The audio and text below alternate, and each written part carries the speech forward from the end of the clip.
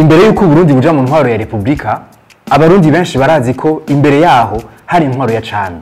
Ico benshi baba batazi ariko nukuntu iyo ntwaro ya cami canke ingoma y'Uburundi yavutse. Ivyo bigatuma nuko atamakuru ahari yanditswe kandi yizewe kuri ico kiringo ca kahise. None iryo bura ry'amakuru ryo bariva kuki? Ivyanditswe ntitubironka neza by'ico gihe. Se dukoresha amayagwa rero nayo ikibazo nuko amayagwa ashaka kugenda ahinduka umwaka ngugera kandi ubundi agakora kandi. Naho biruko iyo habajijwe ikibazo cyo kumenya ingene ingoma y'Uburundi yavutse, urwaruka rurafise ico ruvyibazako. Eka mbere rufise n'inyishu zitandukanye rutanga. Turiko turara abantu nyene Burundi bwavuye harahagwa kuba kwitiranya ku Burundi bwo bwazananye na ntare rushatsi, kuko uri kuraraba ukuntu ntare rushatsi yaje ntibavyerekana neza. Hari gushika ubico tuzi ni cyo bita histoire légendaire, aho usanga bariko barerekana ukuntu yaje bashaka bagaca bavuga n'imihingo itandukanye yo yarazananye. Harabavuga ibuha, harabavuga ibushubi, harabavuga mu Rwanda. Eka mbere mu byo twagiye turiga hari naho bishika bakavuga yuko yavuye mu ijuru, ko yavuye mu kibira, ko yavuye mu mugina. Urumva biza kuba ibintu byinshi. Ico nzi ku Burundi mvuga mfatiye ku byo twize mu ishuri, baratubwira ko Uburundi kivuye mu rivuga kurunda, rikaba iryo zina ryatanguye kuvugwa guhera kuri ntare rushatsi bivuye ku kugene yasanze mu Burundi. Yovuga ko buri gatumba gafise umwami wako, ariko bigasa nk'uko ari umurundo w'utugwi tutagira icyo no kwita urutonde, kuko yagira ati hari akajagari. Rero akagira ati ubwo burundo bwose bw'ubwami buto buto abugire igihugu kimwe, niko gushashita Uburundi. Kubwo muhinga muri kahise Ariko ndayisaba kugira tubitahure neza, hari ivyo twobanza kumenya. Akahise ku Burundi ntidushaka kugatahura neza, ukahise cyane kahise kakure tutaravye kahise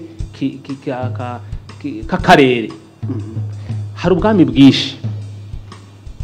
Ubwo bwami rero igituma ubushakashatsi butabutora neza nuko hari ubwami butakiriho.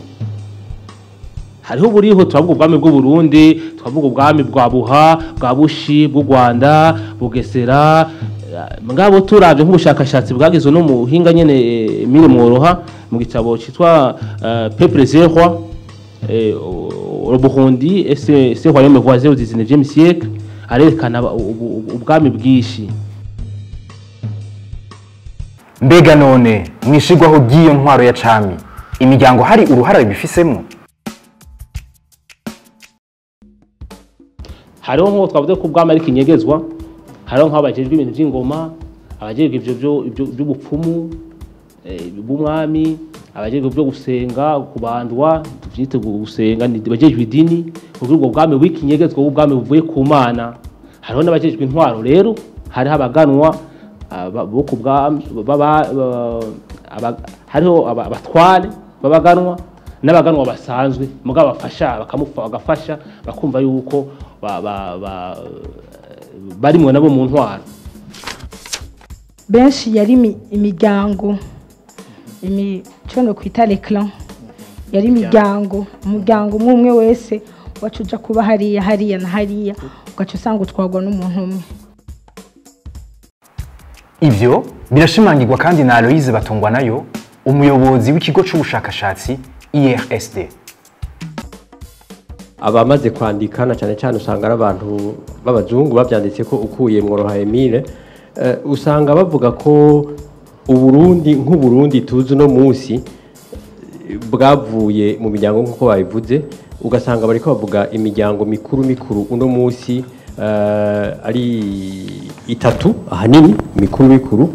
Ugasanga bavuga ko ari abajiji, abashubi n'abahanza bashobora kuba baragiye hamwe kugira ngo bagire Uburundi. sinogaruka ku byo abandi bavuze bifuza kumva ko baremye kuko ubundi ubwo bwami bwinshi bagiye baravuga basanga hari umutumba hari umufasoni yabivuze ugasanga n'uno munsi biracyariho ugiye mu mitumba ruguru bakubwira ngo ugiye mu bagirigi cyangwa ugiye mu banyakarama ugiye mu bashubi ugiye mu benengwe ivyo birabaho na kera rero umukuru w'umutumba niwe yaca yitwa umwami wako gatumba bagacavuga bati hariya ni mu bwami bw'abagirigi mu bwami bw'abashubi abo bantu baravuga bati reka tujye hamwe kumbure kubera bashaka kwikingira abantu babatera kuko abantu iyo batandukanye baraterwa n'ibintu byinshi uko biri kose naho urwaruka rufise ivyo ruzi kuri kahise kerekeye ivuka ry'ingoma y'Uburundi